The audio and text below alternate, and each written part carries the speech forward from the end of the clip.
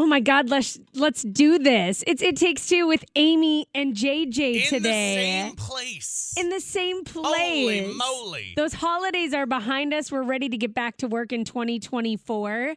Well, actually, I guess I've already been here in 2024. Yeah, you already worked yesterday. I started out the new year on the morning crew, which was fun, but we missed the tall guy yesterday. I said, it just feels different today. And Doug goes, yeah, Tom's not here. And I said, oh, yeah, it's got a different vibe when the tall guy isn't around. I was chilling, man. It was a holiday. Yeah, good. Yeah. I'm glad you chilled. Weatherman holiday. Did you see midnight on New Year's? No way. No. No. But you saw noon the day before. Honestly, if it's not counting if I'm going to the restroom or not, if I see midnight on any night, much less on New Year's Eve, it hasn't happened in a long time. Sure. I can believe that. I can believe that. I came within, I say, about an hour of the ball dropping because I was watching the football game, the Packer-Viking game. Oh, yeah. Went to bed happy. That's a whole different story. Bet you did. I bet you did. And then I got up the next day. There's nothing quite like waking up on New Year's Day and feeling good. Yeah. As opposed to the old New Year's Eve days back in the much younger days. I kind of quit doing the New Year's Eve silliness when I was like in my mid-20s. I got sick of it early. Good. I mean, because when I was of legal alcohol intake age back in Wisconsin, it was 18. So we got to start doing that silliness earlier than a lot of other people. So by the time I was 25, I was already sick of it. So I have some neighbors who have some younger kids, and the parents must have been away because they were throwing a shindig. Oh, really? fun. And I like cars up and down my block, both sides of the road.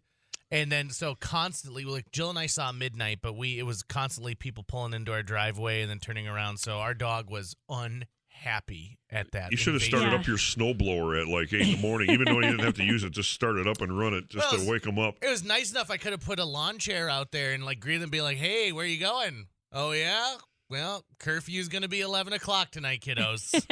Well, when I was a kid, I would stay a little bit later when I was still living at home. My mom didn't like it too much. She would start up the vacuum cleaner and just park it outside the bedroom door and just let it sit there and run.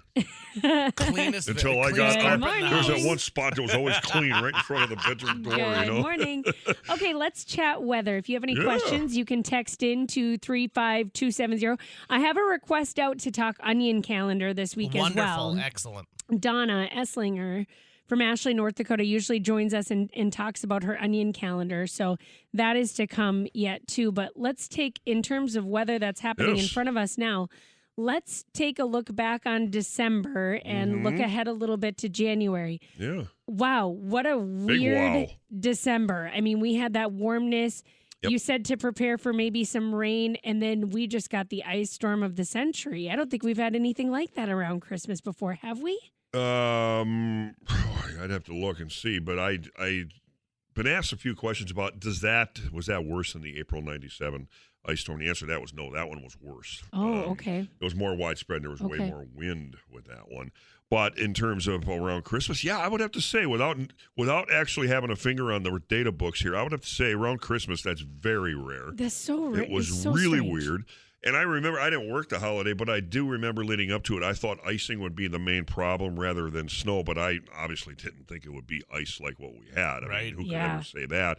And plus, we had 3 inches of rainfall for December, wettest in the history of Fargo-Moorhead, wettest December ever. You know, and people are going to look back on that and say, okay, we had 3 inches of rain in December. Man, it must have been a snowy month. But, you know, we didn't have much snow at all in the month. We only had, let's see, we were like 2.8 inches of snow for the entire month. And let's be honest, that's it. Hardly any of it has stuck around. My neighbors, it looks like it could be a late April day in their front yard right now. Mm-hmm. And we ended up with a white Christmas. Oh, we did. We did have enough to get a white Christmas, huh? Well, I mean, no, I should say we did not have a white Christmas. I have my facts backward there. But we almost had a white Christmas. We had just under an inch of snow total. Yeah, we had a good dusting. I mean, Mother Nature remembered. Dusting, yeah. So, December was very warm and also quite wet.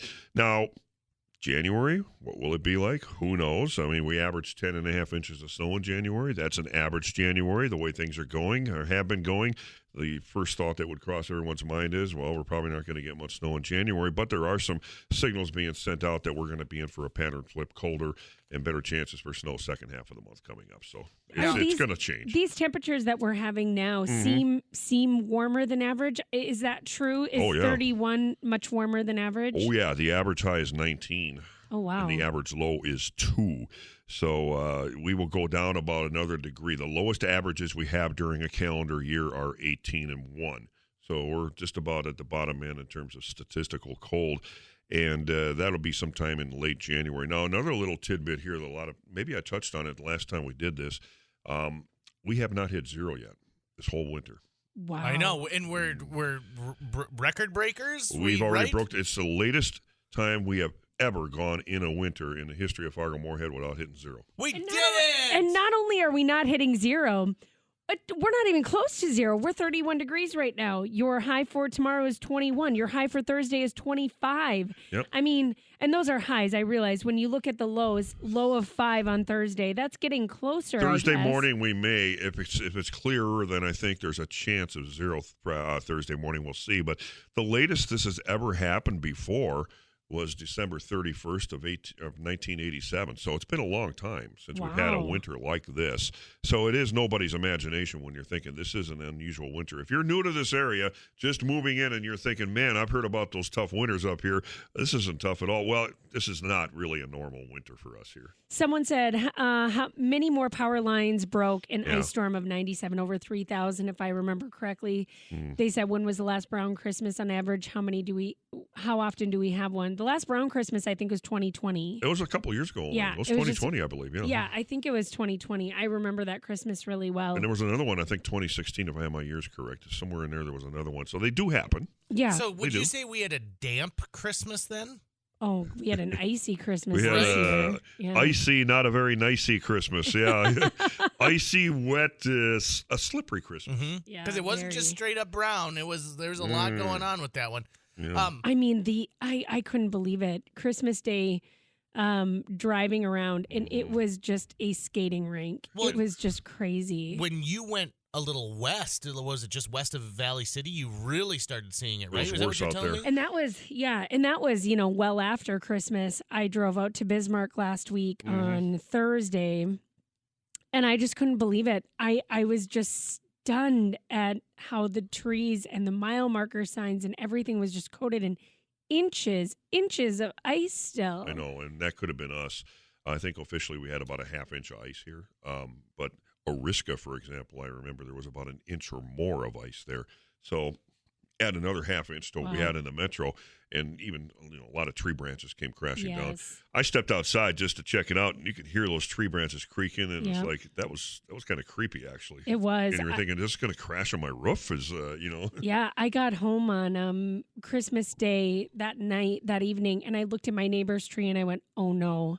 It's going to go down. But then we got that light rain that kind of melted everything just enough. I know some tree branches did go down. In fact, I know people still lost some. But we did gain a degree or two that night, I remember. So, I went to bed and I looked out and my river birch was about half the size it normally is. Yeah. And I got up to, about 4, as I usually do. I looked outside. It was back to its normal height. So during the night, there was a little bit of a warm-up that melted it, at least in town here. Someone said, hey, kids, December 17th, 1977, thunder, rain turned to snow and ice.